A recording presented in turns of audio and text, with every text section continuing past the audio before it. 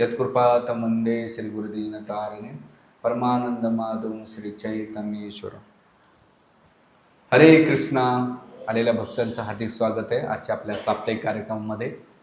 गेल्या काही दिवसापासून आपण उपदेशामृतच्या पहिल्या श्लोकावर चर्चा करीत आहे आणि त्याच्यामध्ये पहिलं वाचयोग, वाणीचा किती दुष्परिणाम होतो, ते वाचयोग मनसा क्रोधम, मनाचे दुष्परिणाम, त्याच्यानंतर क्रोध याच्यावर आपण चर्चा केली. आणि आजचा टॉपिक असणार आहे जीवा वेगम. बऱ्याच वेळा जीवा वेगम हा किती महत्त्वाचा. जीवाचं दोन काम आहे, एक तर बडबड करणे किंवा अंडशंड खाणे, आणि ह्या दोन गोष्टीमध्ये अटकलेले. तर प्रत्येकजण नाही का ह्या भगवंताने आपल्याला इंद्रिय देताना नाही का दोन दोन दिलेले आहेत. डोळे दोन दिलेले आहेत, कान दोन दिलेले आहेत, नाक दोन दिलेले आहेत, हात दोन दिलेले आहेत, पाय दोन दिलेले आहेत. पण भगवंतानं तोंड एकच दिलेले. का बरं दिले? तर माहिती आहे, एका तोंडाने एवढे प्रॉब्लेम होते, आणखीन दिलं तर किती गडबड करेल. म्हणून या तोंडाचे जे दुष्परिणाम आहे ते आपल्या शास्त्रामध्ये खूप विस्तृतपणे वर्णन केलेले आहे. बडबड करून रिलेशन खराब होतात आणि अति खाऊन नाही का रोगाला कारणीभूत होते. म्हणून लोक उपाशी जास्त मरत नाहीत, जेवढं खाऊन जास्त मारतात. ओबिसिटी हा सगळ्यात मोठा रोग आहे. आणि आपल्या शरीरामध्ये रोगाची जननी कोणाला म्हटलं जातं, ते पोटाला. म्हणून आयुर्वेदामध्ये जिथं पहिल्यांदा अटॅक केला जातो तो पोटावर अटॅक करतात. म्हणजे पोट जर व्यवस्थित राहिलं तर तुमचं सगळं शरीर व्यवस्थित राहील, आणि जर पोट व्यवस्थित राहिलं तर तुमचं शरीर सगळं गडबड होतं. म्हणून आज आपण जीवा वेगम हा महत्त्वाचा आहे. कधी कधी लोकांना वाटते इस्कॉनवाले खूप कट्टरवादी आहेत किंवा फायनेटिक आहेत, लोकांच्या खाण्यापिण्यावर नाही का फार बंधनं लावतात. असं एक जण मला म्हटलं आमच्या भक्ताला, अरे वरी मेला आणि देवाने विचारलं तू काय केलं, तर देव म्हणेन मी नाही का चहा सोडला, तंबाखू सोडली, कांदा लसण सोडला, दारू सोडली, नॉनव्हेज खाल्लं सोडलं. तर म्हणून तू आलाच कशाला, जगलाच कशाला इथं.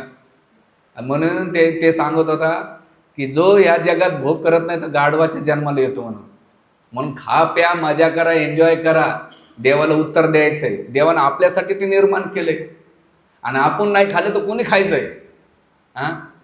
हे सगळं आपल्यासाठी असे लोक तर्क लावत राहतात. पण इथे वैदिक शास्त्रानुसार अन्न किंवा जे कट्टरवाद नाही आहे, तर तुमच्या दोन गोष्टीचं बॅलन्स वैदिक शास्त्र सांगतंय. ते म्हणतात की तुमची वाणी कंट्रोल राहिलं तर तुमचं जो परिवार आहे, संबंध आहे ते चांगले राहतात. म्हणून वाणीला संयम असलं पाहिजे, आणि त्याच्याबद्दल मी पहिल्यांदा त्या सेशनमध्ये सगळं दिलेलं आहे. आता आपल्या जिभेला, आणि प्रत्येकजण जीवा लपलप करत असते खाताना. म्हणून पहिल्या काळामध्ये मला आठवतं, मी ज्या गावातून आलोय, सणासुदीला गोड खायला भेटायचं.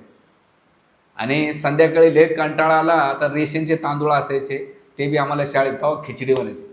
खायला आयटम दोनच, ज्वारीची भाकर आणि भाज्या, त्या बी डाळी, तूर डाळ, मूग डाळ, हरभरे डाळ, त्याच्या पलीकडे काही नाही. भाजी खूप रिअर असायची परिचय. आता तर काय एवढं स्वीट्स आहे, एवढे की लोकांना त्या सणासुदीचं एवढं काही व्हॅल्यू नाही आहे.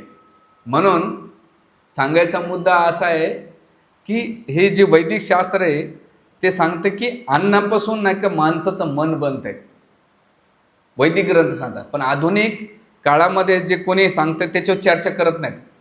आधुनिक शास्त्रामध्ये सांगतात की अन्नाने मनावर प्रभाव पडत नाही, तर अन्नाने शरीरावर प्रभाव पडतो, याचं वर्णन करतात. आधुनिक जे काही डॉक्टर्स आहेत, वैज्ञानिक आहेत, त्याच्यावर ते विश्लेषण करतात. म्हणून माणसाचं जे IB आहे, चिंता वाढण्याचं कारण काय माहिती का? आज सगळ्यात जास्त चिंता वाढण्याचं कारण त्याच्या आहारापासून सुरुवात होते. कारण जसा आहार असेल तसं तसं मन बनतं, आणि त्याची तशी ती क्रिया बनते, आणि आपण ते पाहणार आहोत. तर याच्यासाठी शरीराचा प्रभाव कसा पडतो, अन्नाचा कसा तुम्ही दारू प्या, शरीरावर प्रभाव पडतो का नाही? गांजा, तुम्हाला माहिती भांग प्रसाद असतो. महादेवाच्या मंदिरातले भामटे लोक असतात ना, म्हणे भुले का प्रसाद आहे.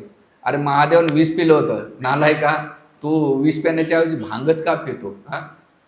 तर एवढे कलियुगातले नालायक लोक आहेत की जे पाहिजे तेच घेतात, बाकी सोडून द्या. तर एक नशिली पदार्थ घेतलं तर तुमच्या शरीरावर एवढा प्रभाव पडतो.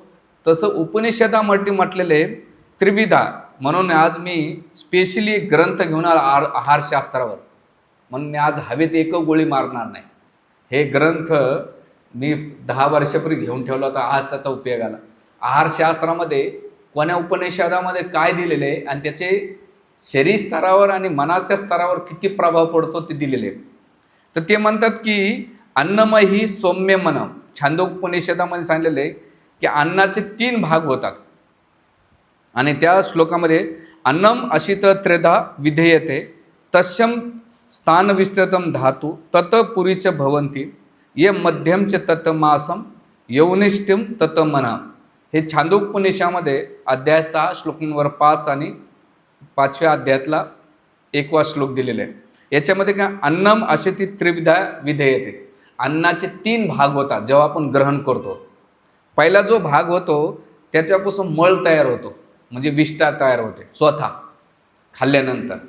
त्याच्यामध्ये फायब्रिक असेल तर फायबर लगेच बाहेर पडतं, पण ज्याचं फायबर नसेल तर त्याला ते पोटात चिटकून राहतो. पहिलं होतं. दुसरं आहे तस्यम सानविष्टम धातू. अन्नाचा दुसरा प्रकार होतो मध्यम म्हटलं जातं, त्याच्यापासून धातू निर्माण होतो, म्हणजे रक्त निर्माण होत आहे, मज्जा तयार होते, मांस तयार होतं, रक्त तयार होतं आहे, वीर्य तयार होतं आहे आणि मग त्याच्यापासून माणसाचा तेजस्वीपणा वाढतो. जसं त्याचा हा भाग तिसरा असतो. अन्नाचा तिसरा भाग होतो त्याला म्हणतात स्थूलम, सूक्ष्म. हा सूक्ष्म काय करतो, अन्नाच्या प्रभाव नाही का त्याच्या मनावर पाडतं.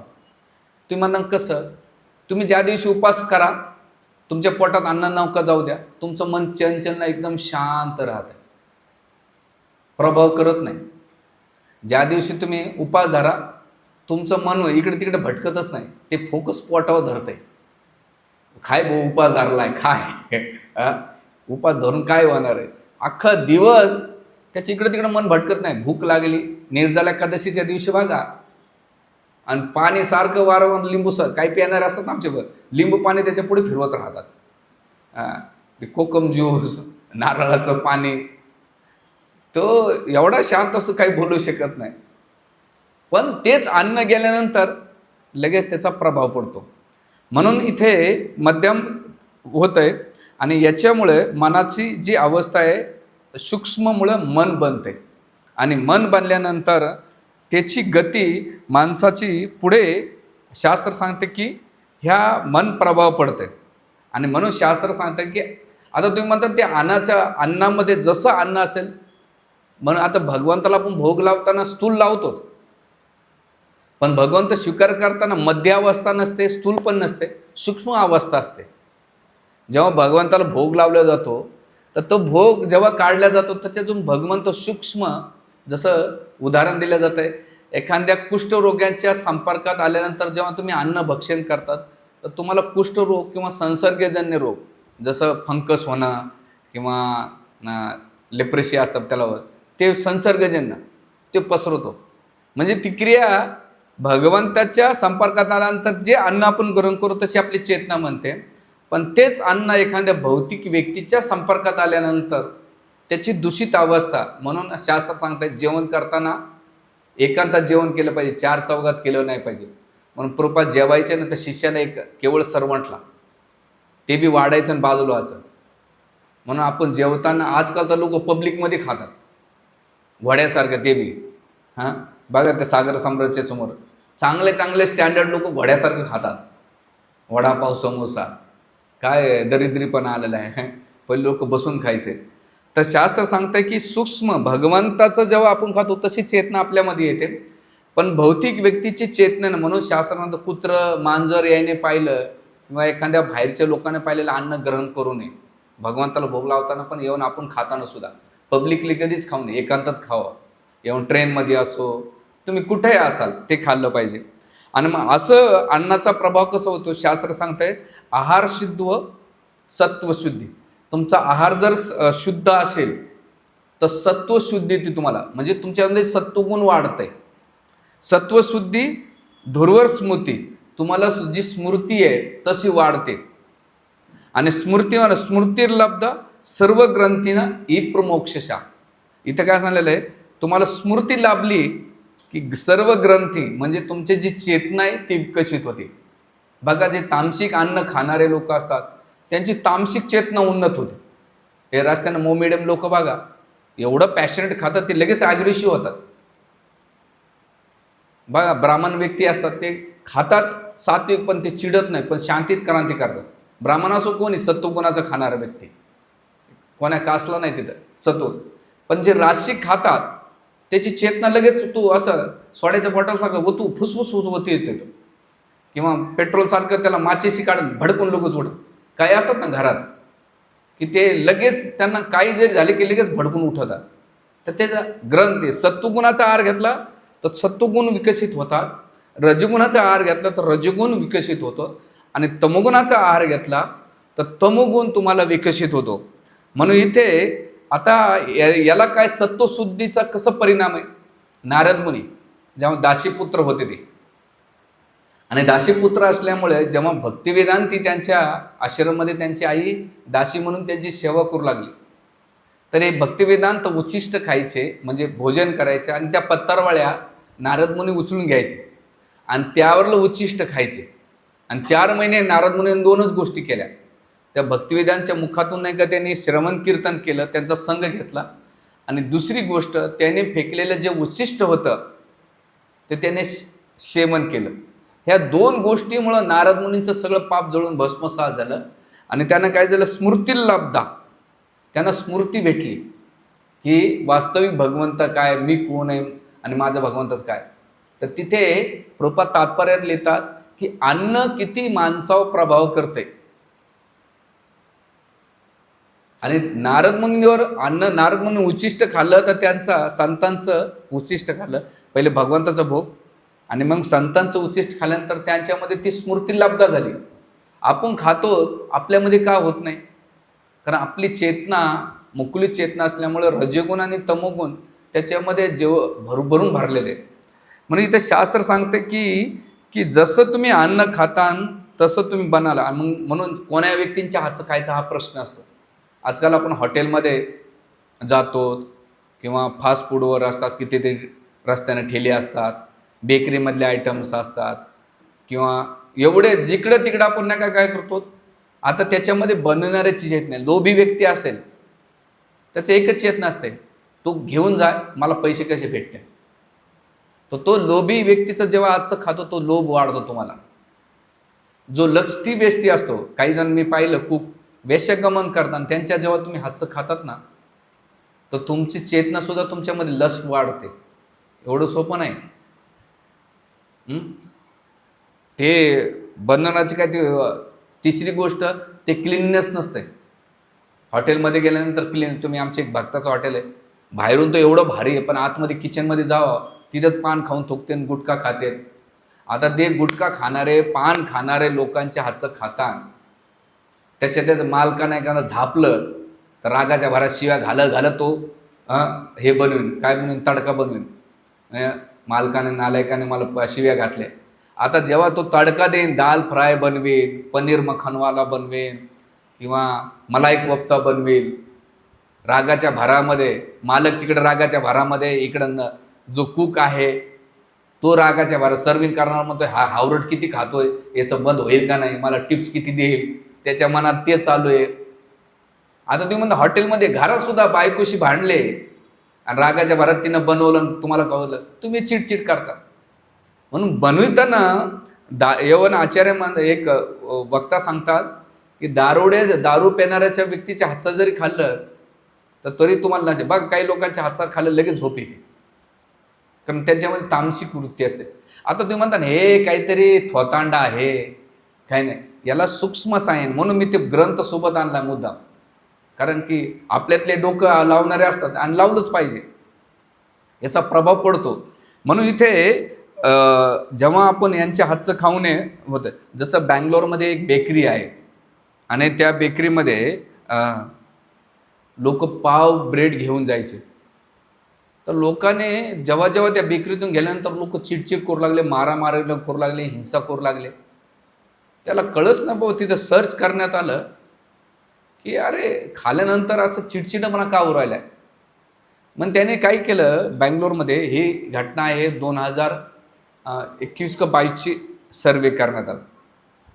नंतर केलं की भाऊ एवढं मारामारी हिंसा होण्याचं कारण काय, तर जिथून पाव येतात त्याचा सोर्स केला तर ते पाव येतात कैद्यानं, जे बँगलोरचं सेंट्रल जेल आहे तिथले ते कैदी पाव बनवायचे. आणि ते कैदी कोण काय सत्वगुणाचे नव्हते, सगळे असे हिंसक कैदी होते. त्यांच्या हातचं जे प्रोडक्ट यायचं रागाच्या भरामध्ये त्याने चिडून आता इथं राहावं लागतंय, तर त्यांच्या हातानं त्यांच्या हाताची जी कुकिंग आहे हे जेव्हा सर्वसामान्य खाऊ लागले त्यांच्यावर प्रभाव झाला. एवढंच नाही तर ते झालं होतं. म्हणून तुम्हाला आता तुम्ही म्हणता हे तर काही त्याचा आर्टिकल पण आला होता, पण शास्त्रामध्ये याचं प्रमाण आहे.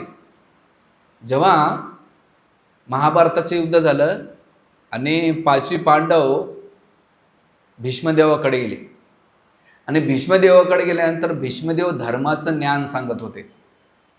त्यावेळेस द्रौपदी हसवत होते, म्हणजे पितामहा आता एवढं धर्माच्या मोठ्या मोठ्या गप्पा मारतायत, त्यावेळेस असंच सभाच्या वेळेस तुमचा धर्म कुठं होता, आता जर ज्ञान देत आहेत तर भीष्मदेवांचं उत्तर काय होतं, द्रौपदी तुझं म्हणणं खरं आहे, पण त्यावेळेस माझ्या रक्तामध्ये दुर्योधनाचं मीठ होतं, त्याच्या अन्नाचा प्रभाव माझ्यामध्ये होता, म्हणून त्या अन्नाचा प्रभाव माझ्यामुळे झाल्यामुळं धर्म मला सुचला नाही. कारण अधार्मिक व्यक्तीचं जेव्हा मी ग्रहण केल्यानंतर माझ्यामध्ये पण ती अधार्मिक वृत्ती होते.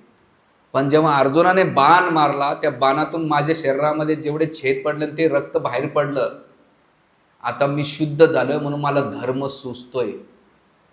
मला दोषारोपण नको करू. दोषारोपण कोण, मी ज्याचं अन्न खाल्लं त्याचं दोषारोपण होतं. महाभारतामध्ये क्लिअर लिहिलंय. आपण हा 5 टाइम 100 वेळा ऐकला असेल, पण एवढं डीपमध्ये कोणी जाऊन विचार नाही केलं.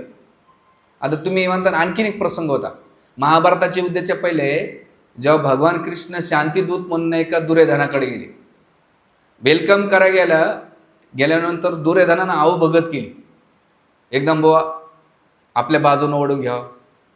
आणि मग त्यावेळेस दुर्योधन म्हटलं की भगवंत तुमच्यासाठी 56 भूक केलेली आहेत, तुम्ही संध्याकाळी भोजनाला या. त्यावेळेस भगवंत दुर्योधनाला म्हणतात ठीक आहे, कोणाकडे जेवण करायला जावं, तर 3 लोकांकडे. म्हणजे कोणाकडे जेवू शकतो, एक तर मला भूक नसल्यामुळं मी येऊ शकत नाही, दुसरी गोष्ट तुझं माझ्या प्रति प्रेम नाही, माझं तुझ्या प्रति प्रेम नाही, त्यामुळं तो बी अर्थ नाही, आणि तिसरं एक कारण दिले. असे 3 कारण दिलेले आहेत भगवंतानं की मी तुझ्याकडे जेवणाला का येऊ शकत नाही. भगवंताने दुर्योधनाचे 56 भूक दूर केले आणि कुठे गेले, विदुरच्या घरी. का बरं, कारण विदुरजी भक्त होते आणि भक्त असल्यामुळे विदुरजीच्या कन्यासुद्धा भगवंताने आणि विदुराणीचे केळ्याचे साले सुद्धा भगवंताने खाल्ले. जे दुर्योधनाचे 56 भोग नाही खाल्ले ते विदुर आणि विदुराणीच्या नाही का घरातल्या कन्या खाल्ल्या. म्हणून भगवंत तुमची बाह्यक्रिया बरोबर अंतर्क्रिया बघतात. शबरी काष्ण नाही का, शबर भिल्ल जातीची होती, पण तिचा भाव काय होता की मी भगवंताला कसं प्रसन्न, उच्छिष्ट खाल्लं भगवंतानं. बाह्यक्रिया पाहिलं तर दूषित होती, पण अंतर्क्रिया काय होते, मी भगवंताला कसं प्रसन्न करू शकेल. म्हणजे विचार करा, भगवंत खाताना सुद्धा एवढा विचार करून खातात, आपण किती होऊन सावध राहून खाल्लं पाहिजे. आपल्याला तर काय नाही, भारी आता जिलाबी दिसली गरम गरम, झालं खाऊनच घेऊ. म्हणा श्री विष्णू श्री विष्णू श्री विष्णू, गोविंदा खाऊन घे. बेकरीचे आयटम आला, चिवडा भेटला किंवा समोसे. आता आमच्याकडे बाजूला एक सम्राट स्वीट आहे, त्याला नाव दिलं आपणा गोविंदा. बऱ्याच लोकांना कळत नाही आपणा गोविंदा काय. मलाही पहिल्यांदा सांगितलं तर बाहेरचे लोक आले ना समोशाचे, पण काय समजलं आपणा गोविंदा, त्यांना बी वाटतं की आपणा गोविंदा, पण तिथे एकदम असं लोक जीभ काढू काढू खातात. तर विचार करा, दुर्योधन भगवंत स्वतः भगवंत असून ते शत्रूकडे खाण्यासाठी एवढे घाबरून जायचे, कुठं खायचं आणि कुठं नाही खायचं, भगवंत एवढे होते. तर आपण किती राहिलं पाहिजे सावध, आपण किती सांभाळून खाल्लं पाहिजे. भगवंताला प्रभाव पडतो. भगवंत विषपान पण करतात, पण दूषित लोकांचा हातचं खात नाही, त्यांना माहिती. म्हणून बघा, तुमच्याकडे एक अनुभव घ्या. तुम्ही एखाद्याकडे जेवाय गेलात ना, कोणी जेव घातलं ना, तुम्ही आपोआप मन त्याच्या प्रती फुलतंय. बघा, शत्रू जरी असेल किंवा म्हणून आजकाल मार्केटिंग क्षेत्रामध्ये एक फंडा आहे. जेव्हा तुम्ही कॉर्पोरेट क्षेत्रात जातात ना, तर तिथे काय करतात, त्याच्यामध्ये पार्टीला बोलवतात, जेव घालतात त्यांना, दारू पाजतात. मग त्याला जसं अन्न खाऊ घातलं की त्याला त्याच्याकडून तसं पाहिजे तसं करून घेता येते. ते काय फुकट त्याच्यावर प्रेम आहे का? अजिबात नाही. त्याचा स्वार्थ असतो, दोघांचे स्वार्थ असतात, म्हणून पार्टी देतात. आणि जसं त्याच्या पैशाचं अन्न त्याच्या पोटात जातंय, मग त्याला जसं पाहिजे तसं काम करून घेता येते. विचार करा, आजच्या कॉर्पोरेट क्षेत्रामध्ये हा फंडा वापरला जातो. तर मग आपली बुद्धी भ्रष्ट व्हायला वेळ लागणार नाही का? तर त्यासाठी इथे भगवंत, जे दुर्योधन असो किंवा भीष्मदेव सुद्धा भगवंताचे भक्त असो, भगवंत असो, ते कोणाकडे खातात? 56 भोग खात नाही तर ते कण्या खातात आणि केळीची साले सालं खाऊ, कण्या खाऊ, पण भक्ताच्या घरीच खाऊ. तुझे 56 भोग नको. आणि म्हणून चैतन्य महाप्रभू सांगतात, विषेरे अन्न खायले मन मलिन होय मन, मलिन मन नैरे कृष्ण स्मरण. की विषेरे अन्न खायले मलिन होय मन. जर विषेरे अन्न खाल्लं एखाद्या व्यक्तींचं, तर मन काय होतंय? विषित होते, दूषित होते आणि त्याचा प्रभाव होतो. आणि मग काय होतंय? मलिन मन नैरे कृष्ण स्मरण. जे कृष्णाचं स्मरण करू शकत नाही. म्हणून बरेच धार्मिक संस्था आहेत ना, ते मोठमोठे कार्यक्रम करतात, पण त्यांच्या जेवणामध्ये कांदा लसूण बाप रे बाप असा भरला जातो, ते भजन करू शकत नाहीत. मी पाहिलं, माझ्या गावात सप्ताह होतो दरवर्षी, वर्षातून 2 सप्ते होतात, लेडीजचा वेगळा, जेंट्सचा वेगळा, आणखीन एक सप्ताह होतो. मी काही कोणा सांप्रदायिकच नाही, लसण एवढा भरला जातो. जेव्हा तुम्ही एवढं रासिक तामसिक आहे आणि दुसरं कोणाला ऑर्डर देतात तुम्ही? जो खूप व्यावसायिक असतो त्याला तुम्ही ऑर्डर देतात. तुम्हाला विश्वास येणार नाही, ह्या राजूनगरमध्ये बाबाचं मंदिर आहे, बराबर त्यांचा मोठा भांडार होता. तर त्या मोठमोठ्या बाबा लोकांना बोलवतात त्या कार्यक्रमाला. तर तिथं प्रसाद बनवला होता, तो भांडारा कोणा बनवला? भाईजाननं. त्याचेच भांडे. आता ते भांडे एकदम पवित्र होते का? ह्या कमोदनगरमध्ये तुम्हाला कळालं असेल, तुम्ही इथं राहतात, तिथं रस्त्यावर लेफ्ट साईड राईट साईडला मंदिर आहे. आणि त्या टोपीवाला दडियल, त्याच्या हातचं खिचडी लोक तुटून तुटून खातात. विचार करा, करणारा आणि वाढणारा, आणि लोक प्रसादाच्या नावानं खातात. अरे धार्मिक नावानं प्रसाद नसतो बाबांनो. तो बनवणाराची चेतना चांगली आहे का? तो भगवंताला भोग लावला आहे का? त्याचे इन्ग्रेडियंट्स स्वच्छ आहेत का? जसं तुम्ही हॉटेलमध्ये गेलो, इन्ग्रेडियंट्स स्वच्छ नसतात, लेबर पण स्वच्छ नसतात, भांडे पण स्वच्छ नसतात, दिवसभर 1000 लोक खाणार असतात, दरवेळेस तो स्वच्छता कुठून घेऊन बसणार आहे? कदाचित कोणी हॉटेलमध्ये असेल, मला माहीत नाही. एवढं स्टँडर्ड मेंटेन होत नाही जेवढं पाहिजे तेवढं. पण आपण काय झालं, आजकाल स्विगी, झोमॅटो एवढं सक्सेस होण्यामागं हे कोणाचा हात आहे? त्यांचा आळशी बायांचा हात आहे. कोणत्या बायांचा हात आहे? म्हणजे ना, प्रत्येक व्यक्तीच्या मागं, सक्सेस व्यक्तीच्या मागं एका स्त्रीचा हात असतो, तसा जेवढ्या फूड डिलिव्हरीच्या आहेत त्यांच्या मागं आळशी बायांचा हात आहे. कारण की दिवसभर डबड्यामध्ये बनायचं आणि कुकिंग नाही का, एक तर येतच नाही, आणि आलं तर खाणारा म्हणतो नको, बाहेर खाल्लेलंच बरं, कशाला एवढं आपल्या, तू बी टेन्शन घेऊ नको, मला जगू दे. लय वाईट अवस्था झाली. म्हणून इथे असं सांगितलं, अन्नाचा प्रभाव काय होत आहे? ज्याचं जसं अन्न खातान तशी त्याच्यामध्ये विचार येतात. कधी कधी निंदा करायची इच्छा होत नाही, पण तुम्ही अन्न खा, निंदा करायची आपोआप होते. दुसरं द्वेष, ईर्ष्या आपल्यामध्ये नसतंय, पण अन्नाचा प्रभाव तुमच्या चेतनेमध्ये पडला की आपोआप इनबिल्ट होऊन जात आहे. ते तुम्हाला असा स्पार्क करायची गरज नाही पडत. चांगल्या गोष्टीसाठी आमच्यासारखे 1000 प्रवचन करणारे मेले, यूट्यूबला घासा कोरडा झाला, इथं पण तुम्हाला सांगितलं जप करा, नाही पडत का? तुमच्या बुद्धीवर एवढे हेवी झाले, ती चेतना एवढी स्ट्रॉंग झालेली आहे की तुम्हाला त्याचा प्रभाव पडत नाही. म्हणून निंदा, काम वासना. आणि माझ्या जीवनात तर एवढा अनुभव आहे की मी पेसिफिक माताजी प्रभूंजीकडेच प्रसाद घेतो. मी 2-3 जणांकडे प्रसाद घेतला की त्या दिवशीचं भयंकर चेतना होते. आणि मला ह्या काही दिवसात तर एवढा प्रभाव झाला आहे, मी टाळतो कोणाकडे प्रसाद घ्यायला गेलो. जे आपल्या माताजी येतात, 16 माळा करतात, सिन्सिअर आहेत, साधनेमध्ये, त्यांच्याकडेच प्रसाद घेतो. हे मी का बरं प्रवचन देतोय? मागच्या 6 महिन्यात नाही का मला काही गोष्टी फेस कराव्या लागल्या, आणि फेस केलं ऑनेस्टली. आता हे पब्लिकमध्ये नाही बोलतात, पण बऱ्याच काही गोष्टी फेस झाल्यानंतर त्या दिवसापासून ठरवलं, बाबा उपाशी मेलं तरी चालेल. आणि 2 घटना अशा आहेत. आमचे काही भक्त आहेत ब्रह्मचारी, त्यांच्यावर फूडच्या माध्यमातून नाही का त्यांच्या वशीकरण किंवा आपलं काय म्हणतात ना, ब्लॅक मॅजिक टाईप झालं होतं. 2 गोष्टीचे पिक. म्हणून कोणावर काही हे करायचं असेल, अन्नाच्या माध्यमातून टाकल्या जातं. आणि मोठमोठे साधना करणारे संन्यासी ब्रह्मचार्याला त्याचा प्रभाव झाला आहे. आणि त्यानं कोण केलं आहे? एक तर घरच्या नातेवाईकाने किंवा जवळच्या लोकांनी, भक्त समाजामधून केले गेले. म्हणजे एनिमी एवढी डेंजरस असते, ते तुम्हाला कधी काय करेल माहीत नाही बरं. त्या गोष्टी ओपन नाही करतात. म्हणून शक्यतो कोणी किती असो त्याच्याकडे अन्न नाही घेतलं पाहिजे. म्हणून गवडिया मठामध्ये किंवा मध्वाचार्य, जसं गवडिया मठामध्ये गेलो तिथं ते ब्राह्मण वृंद किंवा तिथले ब्रह्मचारीच कुकिंग करायचे. आता आम्ही पहिले कुकिंग स्वतः करायचो, आता आमच्याकडे कुक आहे. पण गवडिया मठामध्ये स्वच्छ स्नान करून, साधना करून, कपडे स्वच्छ घालून कुकिंग होते. भगवंताला भोग लागतो, नंतर ब्रह्मचारी संन्यासी खातात. असं कुठले खात नाही. ते तर जाऊ द्या, मध्वाचार्य मठात जातो मी. आपल्या नाशिकमध्ये मुकुंदाचार्य आहेत.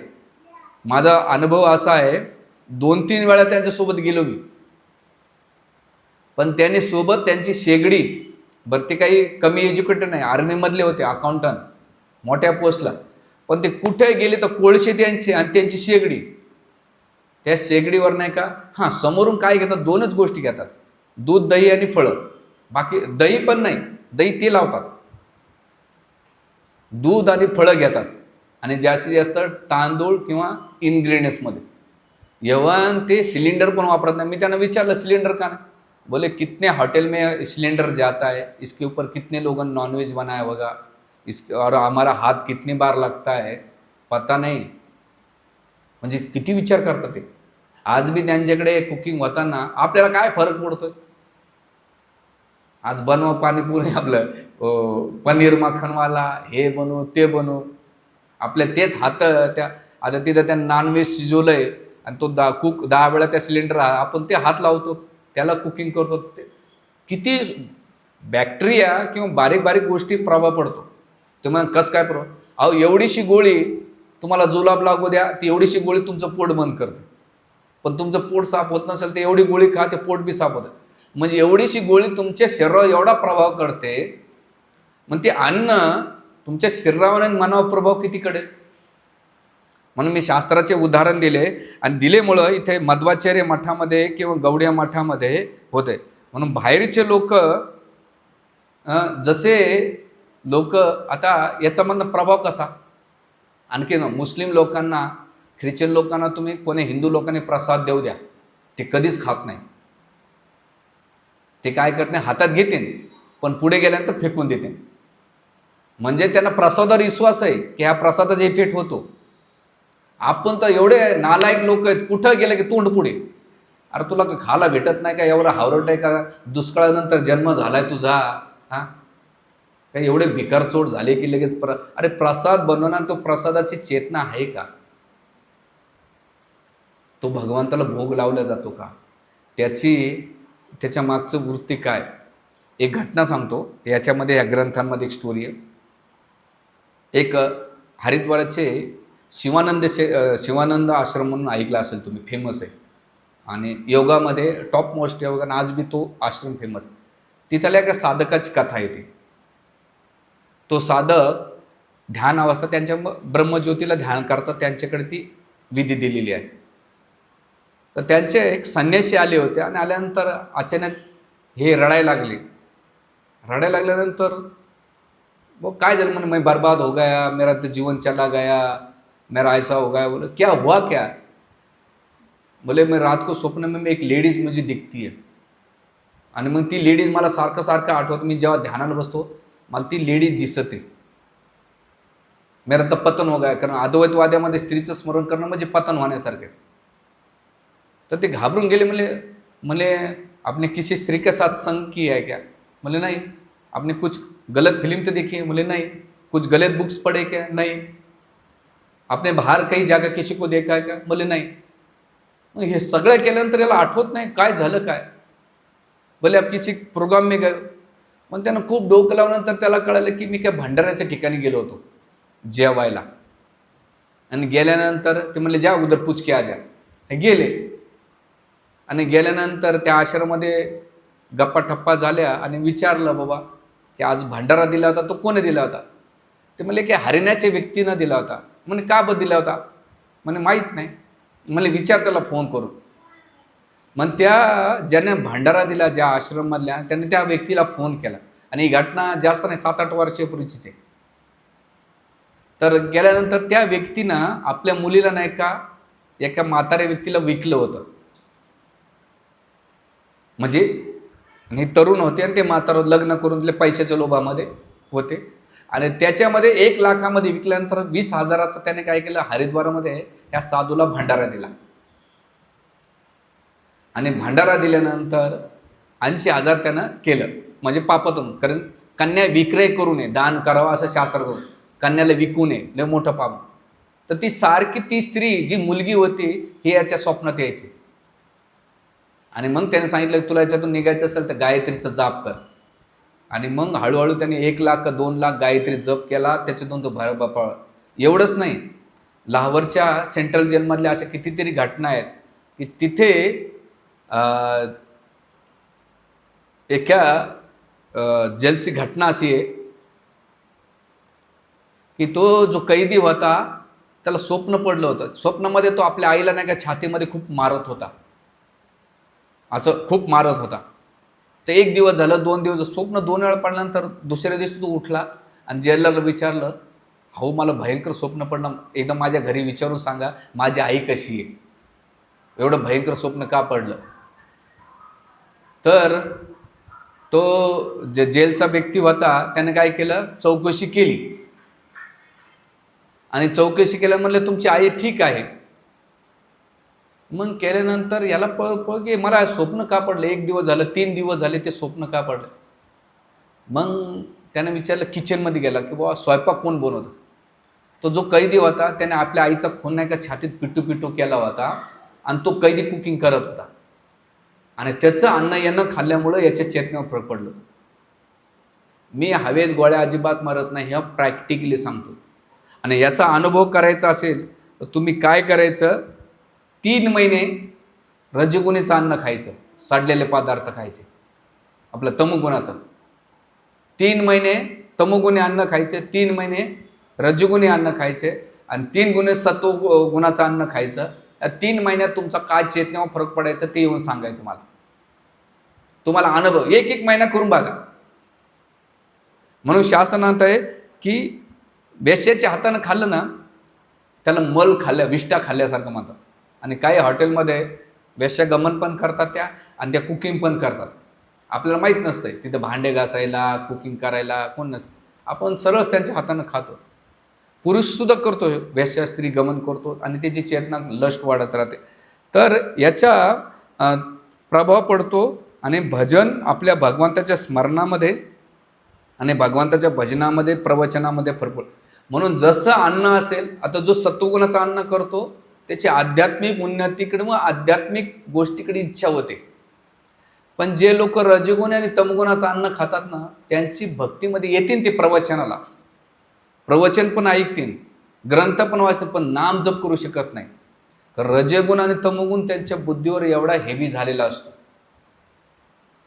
आपल्याकडे भजन का होत नाही याचा अर्थ आपलं अन्न त्या अन्नामुळं. म्हणून इस्कॉनमध्ये प्रभुपादाने अमेरिकेत गेल्यानंतर पहिलं काय केलं त्यांना जप सांगितलं नाही. पहिलं त्यांच्या तोंडामध्ये गुलाबजाम खवतले. प्रभुपाद स्वतः गेले. प्रभुपाद स्वतः कुकिंग करायचे आणि बनवून नाही का भगवंताला भोग लावून पहिले त्यांच्या पोटात प्रसाद गेल्यानंतर भजन गेलं. त्याने पाहिलं येणा शुद्ध करायचं असेल तर डायरेक्ट तत्वज्ञान नाही चालणार. काय केलं इस्कॉन बुलेट जाम. इस्कॉनचं बुलेट म्हणजे ते बुलेट एकदा मारलं की तो घायळच होणार. म्हणून जे हिप्पी लोक होते ते हॅपी का झाले प्रभुपादाच्या बुलेट गुलाबजामुळं. आणि इस्कॉनचा जो प्रचार आहे ना आम्ही पण कशामुळे आलो तो इस्कॉनमध्ये? खिचडीमुळं आलोय. इस्कॉनमध्ये 2 गोष्टी मला लय आवडल्या. प्रसाद खायचा आणि भरपूर नाचायचं. मला काय माहिती एवढा इफेक्ट होईल माझ्यावर. मी आपलं खिचडी खायला आलो आणि भगवंत म्हणे, हा बेटे खिचडी खा जा. ती खिचडी लय भारी लागली. म्हणून इस्कॉनमध्ये जेवढे साधू झाले ते बेसवर, आता आमचा राम बसलाय बेसला, केवळ पोरं बेसला यायचे आणि भक्त झाले. पहिले काय केलं त्यांचं? अन्नातून त्यांच्या पोटात प्रवेश केला, नंतर बुद्धीत फरक पडला. आणि इस्कॉनला किचन रिलिजन म्हटलं जाते. कोणतं रिलिजन? किचन रिलिजन म्हटलं जाते. तर अशा पद्धतीनं जेव्हा अन्नाचा प्रभाव पडतो, आणि म्हणून इथे आचार्य म्हणतात 3 लोकांच्या हातानं खाल्लं पाहिजे, 4 लोकांच्या. आपली आई मातृ हस्तेनं आणि मातृमुखेनं, आईच्या हातानं बाळाला खाऊ घातलं पाहिजे. जसं एक आई घाई गडबडीत सकाळी सकाळी मुलाला नाही का खिचडी बनवली आणि चमच्यामध्ये खिचडी घेतली आणि तोंडात घातलं पोराच्या. त्या पोराची जीभ भाजून गेली ना. लेटच मी आर्टिकल वाचला होता, कारण तिला हाताला एवढा वेळ नाही आहे. घाल चमचा, घाल तोंडात याच्या, तू गप राह, मला जाऊ दे. भाजलं ना, लागलं बॉम्ब लायला ते.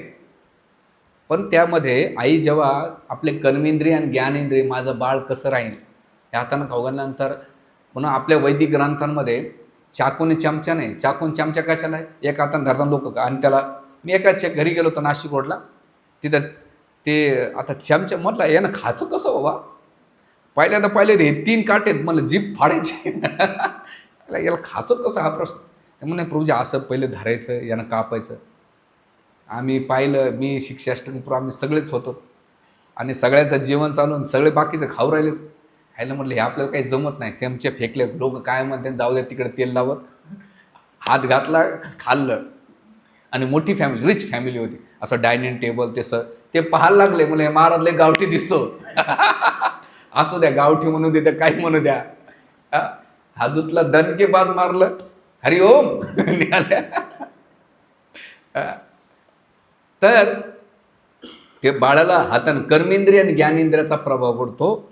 तर त्यासाठी इथे आईच्या हातानं, आई काय करते? प्रेम असतं, माझ्या बाळाचं आरोग्य वाढावं, त्याचं नाही का चेतना विकसित व्हावं, म्हणून ते प्रेमापोटी. हॉटेलमध्ये गेल्यानंतर काय म्हणतो, चला किती हरामखोर खातच राहतो, कधी बंद करेल का नाही?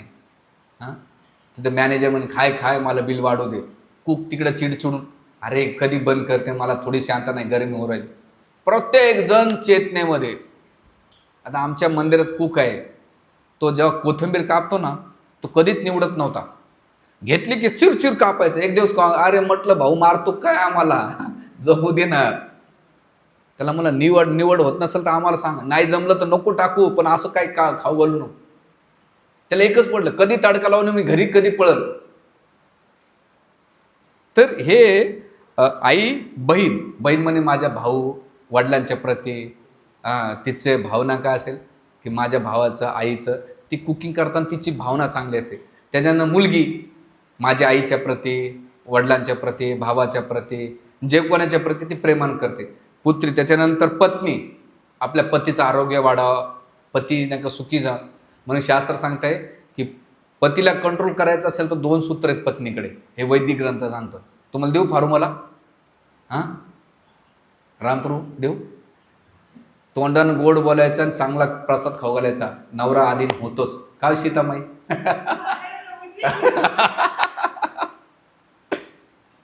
केवळ गोड बोलायचं आणि चांगलं खाऊ घालायचं. आजकाल काय झालंय बायामध्ये, माणसांमध्ये, धड कोणी बोलत नाही आणि घरचं खायला भेटत नाही, म्हणून संबंधामध्ये विच्छेदन होत चाललं.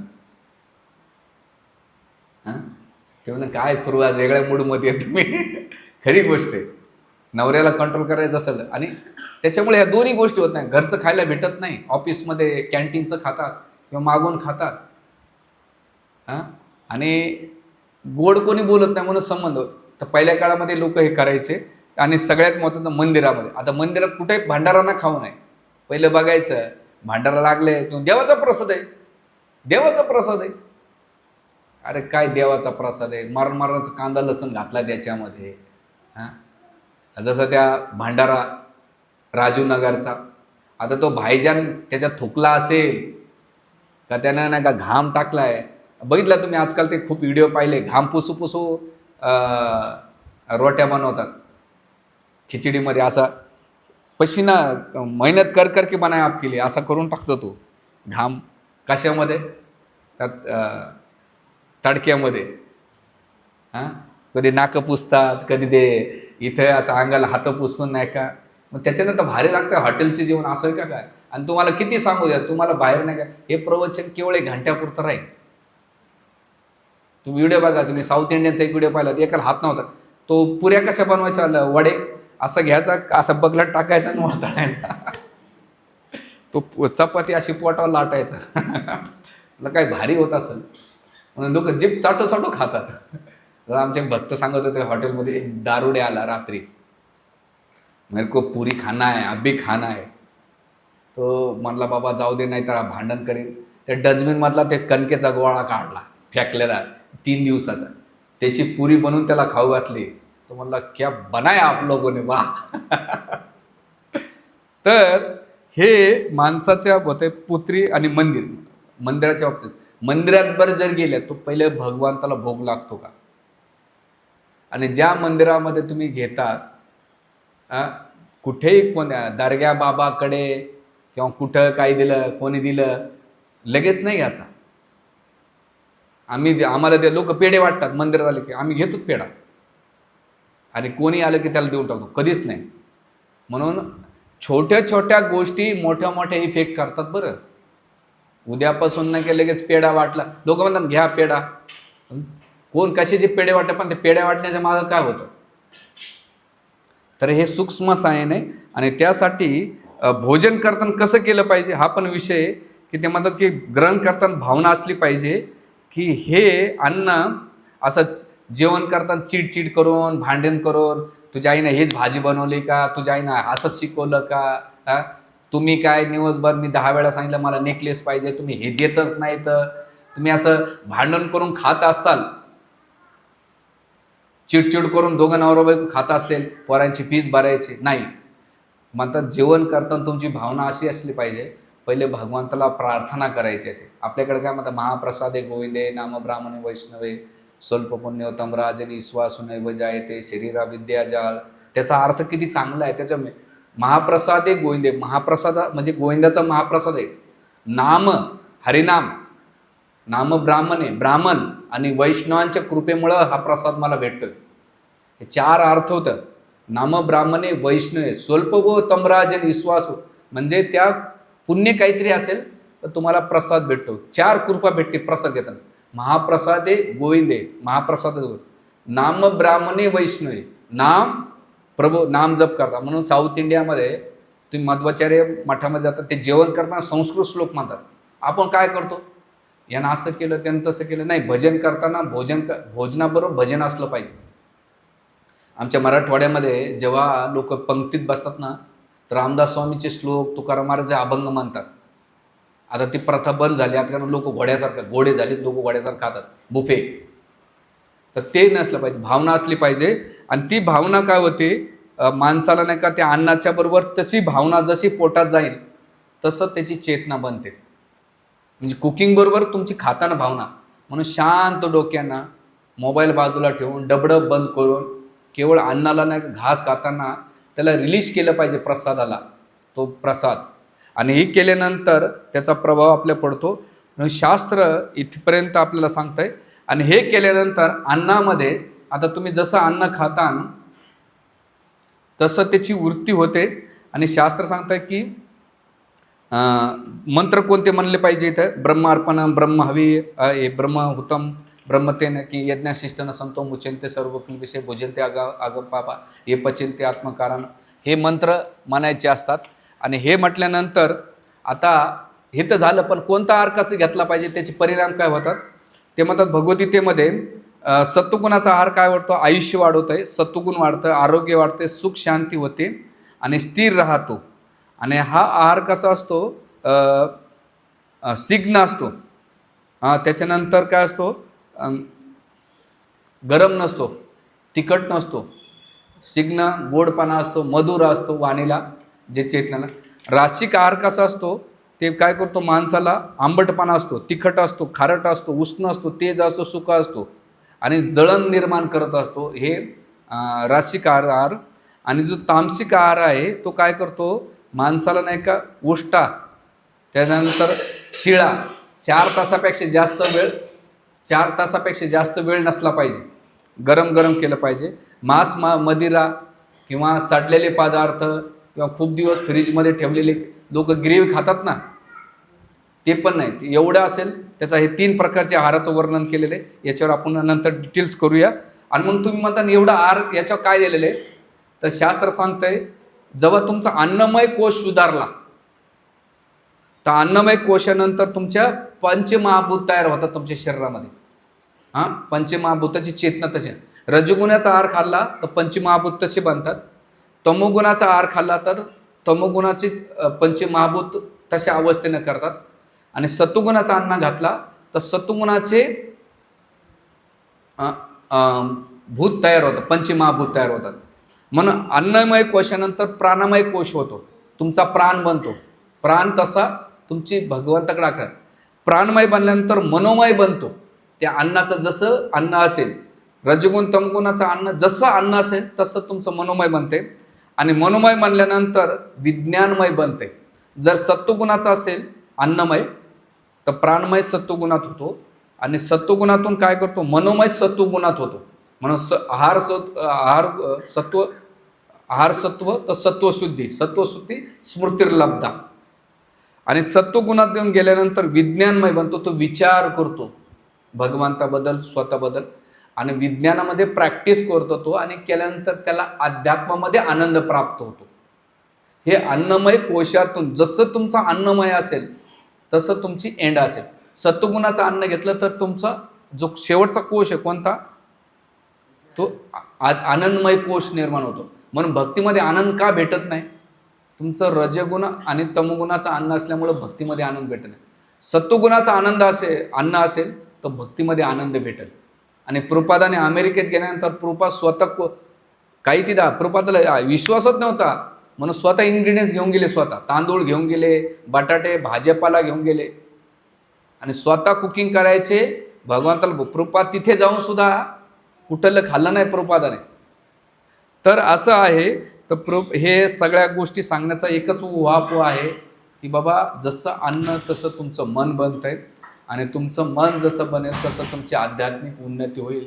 त्यासाठी आपण सावध होऊन सद विचार करून तुम्ही काय केलं पाहिजे, अन्न टाळलं पाहिजे, आणि शक्यतो घरातलंच खाल्लं पाहिजे, जे तुमच्या हातानं बनवलेलं. पहिले बरं असं नाही ते सत्वगुणाचा नाही, ते केवळ भगवंताला भोग लागलेला पण पाहिजे, तर ते भोगाचं पण दिलेलं आहे. आता पुढच्या वेळेस कोणतं अन्न कधी कधी खावं, काय खावं, त्याचं आणखीन डिटेल्समध्ये पुढच्या 1-2 सेशनमध्ये आपण घेऊया.